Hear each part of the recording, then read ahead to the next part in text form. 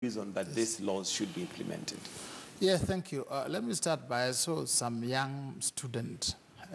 The one who can't make it for his exam? Yes, I think you should pay the price.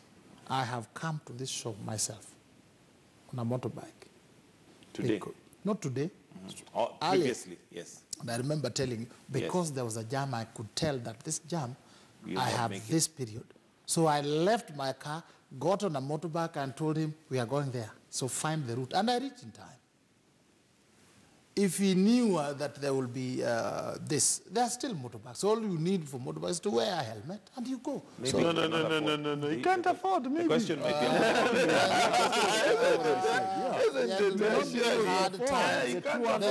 Please,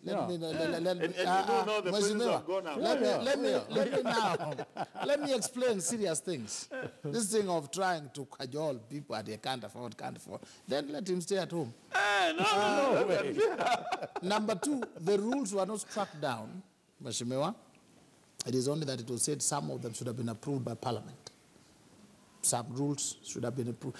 But the problem is, I have seen Michael Agwanda with a car bigger than most matatus, bigger than most Nissans. It's bigger in size, in capacity. So if it was misbehaving, every car would misbehave, even you. Your car would be driven left, right, up, down, honking.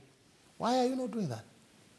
Because the car itself cannot misbehave. It is the driver. It is the person driving it. That is what we say, this madness is matatu. This sanity is Agwanda. This sanity is Kitonga. So we must address the question of drivers. We must go back and reorganize the driving schools, so that there's some order. I don't just go to River Road and obtain a license. And that includes discipline. Then when you give them any car, any bus, if you look at buses like Easy Coach and so on, there's a lot of discipline. But when you see these other ones, my what, then they are driven reckless. So we must address manpower. For now, we can't just sit back and cry. The rules must be enforced as a temporary measure as we address the soul of man. And that means that a few heads must roll, prices must be paid, some people will miss the exam, some people will go in. Seat belts, once they are fitted, they don't just leave the cars on their own. Either we remove them or we neglect them. That neglect is a human resource. When you lock a person in, or you find them, they change. I will still come back to pain is the seed for change. This strike, I know, is temporary.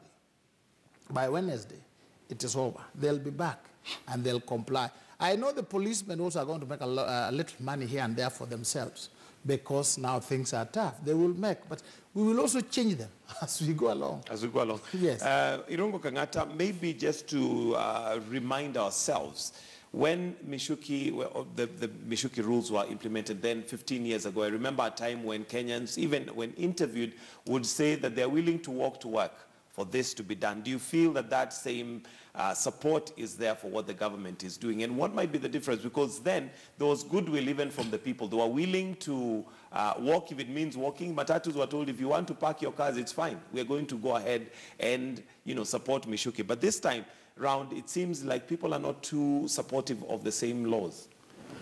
I think the 2003 was, from where I see it, a revolutionary period.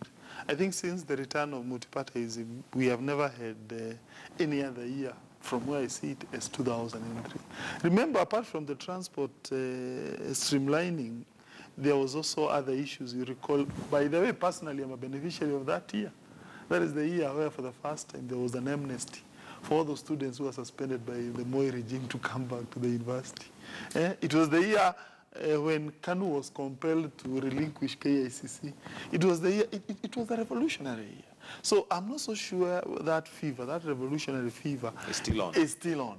And therefore, maybe that explains your questions, why the public mood now is not the same public mood that was in 2003, where we even ejected corrupt judges, ejected corrupt magistrates. People would even arrest police officers. People would even arrest police officers. So therefore, maybe, I don't know, I would imagine, I hope so, by the way, where we go into an election, which election can create that fever, that change fever, which then may shift the society more to the positive direction.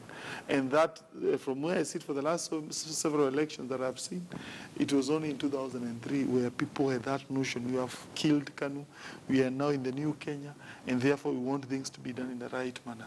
That has never been replicated again. Okay, Michael Agwanda, and the responsibility of citizens, because as much as, just like Mheshimiwa here had said, that we do not have enough police officers out there to enforce each and every matatu. But we would expect that citizens are responsible enough. After all, this is really a matter of life and death. And it is you and I, when we get into that matatu, that risk our lives. The responsibility of the citizen to ensure that these laws are also enforced. It is for our own good. Mike, first of all, the notion that we might not be having enough policemen in this country to manage the matatus is not true. We have more than what the United Nations advises on every country of the ratio of policemen to citizens. It's about 450 to 1 policeman. I think we've surpassed that. We're about 400. No, we're actually about 445. We've surpassed that ratio. That means we've employed more policemen to man this country.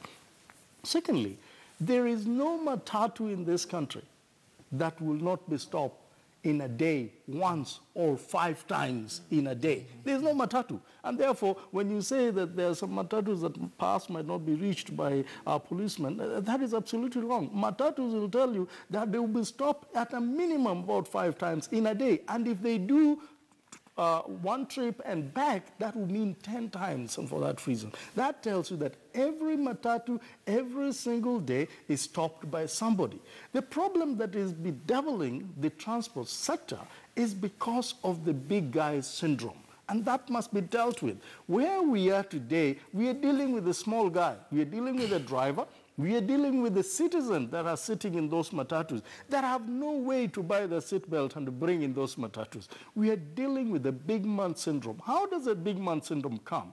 Remember that they've been complained that there are senior government officers who are running running matatus on the road. And not only senior government officials, there are also senior policemen that are running matatus on the road. And let me tell you where now the cartels start. When you know that the PPO or the OCPD or the OCS runs a matatu in that road, and you're a junior cop manning that road, are you going to stop the matatu for this OCPD or the OCS or the county commandant for that reason? And you know that this is his matatu. So what you're referring to, Michael, now is what in Kenya we call cartels. Are we just talking about matatu cartels here then? Basically, it starts from the senior government official, the policeman running the matatus, and then it comes down to the guys now who knows those big guys that says, you're stopping my car, okay, what is it all about? Let me call somebody. The car goes to the police station and it is released unconditionally. Now, when these other small guys see what is happening, then it becomes a free-for-all, and that is what is hard in this country. We can't have the policemen running matatu and flouting rules,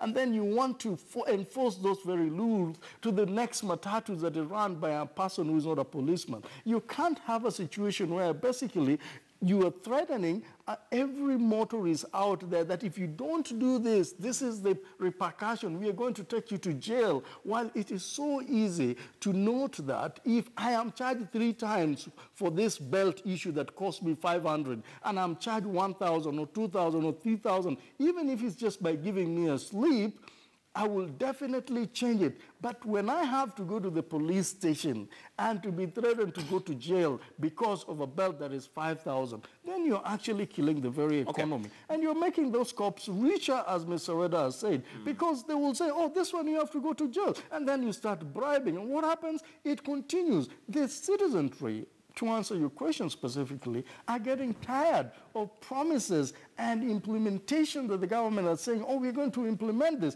we're going to do this, and the next day they see everything running as normal. That is happening in the corruption world, and that is